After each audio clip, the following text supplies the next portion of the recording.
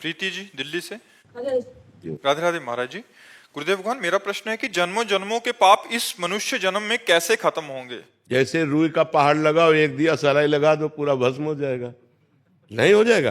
तो ऐसे ही ये दिया सलाई केवल भगवान के पास है, हमारे पास नहीं है, आपके पास नहीं है। भगवान ने कहा सर्वधर्मान परित्यज्य मामेकम शरणम ब्रज अहम त्वाम सर्व पापेभ्यो मोक्षयिष्यामि मा शुचः। तू सब धर्म कर्म को मेरे समर्पित करके मेरी शरण में हो जा, मैं तेरे सारे पाप नष्ट कर दूंगा। मैं तेरे सारे पाप नष्ट, भगवान सारे पाप नष्ट कर देंगे। तो हमें भगवान का नाम जप करना चाहिए, भगवान का नाम कीर्तन करना चाहिए, भगवान की लीला कथा सुननी चाहिए, भगवान के भक्तों का संग करना चाहिए, सब में भगवान की भावना करके सेवा करनी चाहिए। हमारे सारे पाप भगवान नष्ट कर देंगे। कभी गृहस्थ जीवन में रह के कभी कभी कुछ ना कुछ मुश्किलें आती है, मतलब ध्यान ऐसे भटक जाती है। नहीं, मुश्किल बच्चे हैं, ध्यान भटकता तो सबका है और मुश्किलें सबके आती हैं, आपकी ही बात नहीं है। हर मुश्किल से लड़ने के लिए हमें मनुष्य जन्म मिला है, भागने के लिए नहीं। सबके पास मुश्किलें हैं, चाहे बाबा जी हो, चाहे गृहस्थ हो, चाहे जवान हो, चाहे बूढ़ा हो, चाहे स्त्री हो, चाहे पुरुष हो।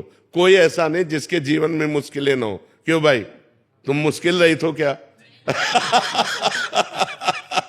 हम भी मुश्किल में है, तुम भी मुश्किल में हो, लेकिन हम मुस्कुराते हैं, तुम चिंता में हो।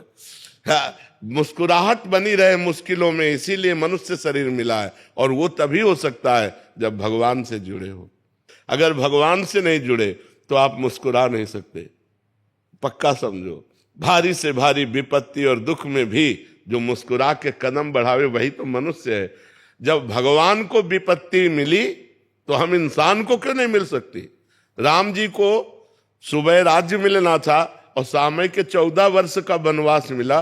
थोड़ा विचार करो कि अगर हमारे पास ऐसी विपत्ति हो तो जीना मुश्किल हो जाए। सुबह चक्रवर्ती राजा बनना है और शाम के नंगे पैर वनवासी वेश 14 वर्ष किसी ग्राम में नहीं जाना। 14 वर्ष तक वनवास, कंदमूल फल पे जीना, कभी रोटी दाल नहीं खाना।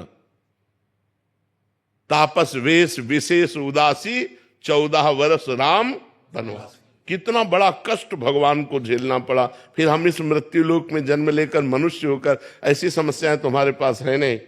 बहुत छोटी छोटी समस्याएं आती हैं, उन समस्याओं का समाधान हम विवेक के द्वारा कर सकते हैं, हम भजन के द्वारा कर सकते हैं। हर समस्या का समाधान भगवान है।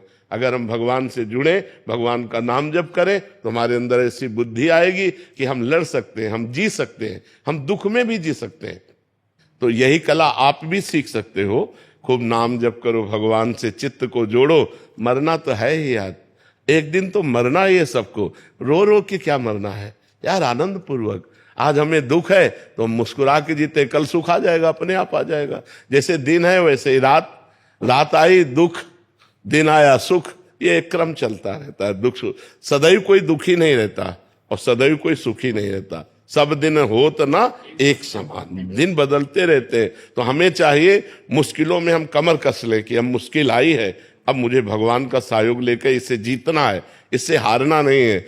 मनुष्य शरीर मिला है गलतियों को सुधारने के लिए और मुश्किलों को संभालने के लिए। हमारी जो मुश्किलें आए उनको हम विवेक के द्वारा संभालें, उनसे लड़ें, उस संघर्ष करें और संघर्ष में हम विजयी होंगे। क्योंकि भगवान का हम भजन करते हैं और भगवान का भजन नहीं करते तब तो डूब जाओगे, फिर तो मुश्किलें चाट जाएंगी। अगर भगवान का भरोसा है और भगवान का भजन है तो बड़ी से बड़ी मुसीबत से भी निकल जाओगे, पक्की बात समझो। अध्यात्म शक्ति देती है। हाँ, आज अगर हम आपके सामने बोल रहे हैं, हंस रहे हैं और जी पा रहे हैं तो सच्ची मानो, शपथ पूर्वक कहते, कसम पूर्वक कहते हैं कि केवल हम प्रभु की शरण में तो हम जी पा रहे, नहीं जी नहीं पा सकते थे।